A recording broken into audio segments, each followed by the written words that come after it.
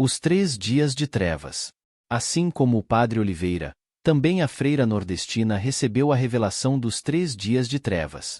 No caso dela, em 3 momentos diferentes de sua vida, sempre repetindo-se o mesmo sonho por 3 noites seguidas. A primeira vez ocorreu em 2005, a segunda, em 2008, a terceira, em 2013. O sonho era sempre igual, com leves modificações. Iniciava-se com a freira correndo em direção a uma igreja, sabendo que deveria se dirigir para onde estivesse o Santíssimo Sacramento. No caminho, o ambiente começava a ficar escuro e sombrio. Chegando no destino, em alguns sonhos, ela via poucas pessoas, em outros, via muitas.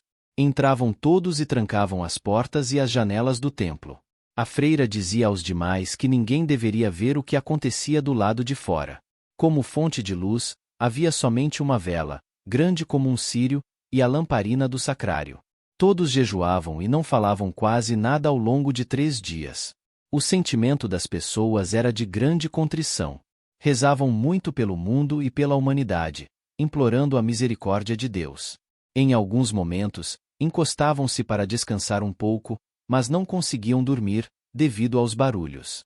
Só era possível ver adormecidas 2 crianças, no colo de 2 mulheres. Ouviam barulhos que soavam como se grandes bolas de fogo caíssem do céu. Também escutavam muitos gritos e vozes de pessoas chamando-lhes e pedindo para entrar. Ninguém deveria abrir a porta. As pessoas dentro da igreja apenas podiam ouvir o que acontecia no exterior.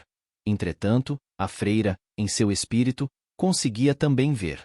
Ela não contava aos demais o que estava vendo, pois sentia que, se tivessem ciência, não resistiriam, de tamanho pavor. A própria freira sabia que só permanecia viva, tendo aquelas visões, devido à graça de Nosso Senhor que lhe amparava. O castigo começava com muitas bolas de fogo, pequenas e grandes, caindo do céu. Era possível ver explosões e prédios desabando. Muitas pessoas tinham acessos de fúria e, tomadas de ódio, atacavam as demais. Outras caminhavam desorientadamente, como loucas, em meio ao caos, sem saber o que fazer, até serem atingidas por explosões e tiros. Algumas chegavam a tamanho grau de loucura que caíam mortas sozinhas. Havia muitos corpos nas ruas. Havia também pessoas correndo e gritando desesperadamente, enquanto eram perseguidas por seres horrendos que, embora não fossem homens, tinham aspecto humano. No 3º dia, caía uma chuva torrencial. Escorria pelas ruas, junto à água, muito sangue, em meio aos cadáveres. As pessoas que ainda restavam eram mortas pelos raios da tempestade. A chuva então ia amenizando até se tornar uma neblina suave. Nesse momento, já não havia mais homens vivos pelas ruas. A neblina logo cessava por completo e a freira via o sol reaparecendo do lado de fora, sem o costumeiro brilho. A luz voltava a entrar pelas frestas das portas e janelas. Todo o barulho já havia cessado. As pessoas entendiam, então, que já podiam sair da igreja. No lado exterior, encontravam um cenário que parecia destruído por guerra. A sensação das pessoas era de que toda a humanidade havia perecido, pois, aonde quer que fossem, viam milhares de mortos no chão. Entre estes, encontravam familiares, amigos e pessoas queridas. Apesar disso, não podiam parar para dar atenção aos cadáveres, pois tinham um caminho a percorrer. Subiam uma montanha e, do alto, viam milhares de pessoas que também saíam de outras igrejas. Descendo a montanha, seguiam a caminhada, que se assemelhava a uma procissão. Os demais sobreviventes, de todos os cantos do mundo, também dessa forma caminhavam rumo à mesma direção.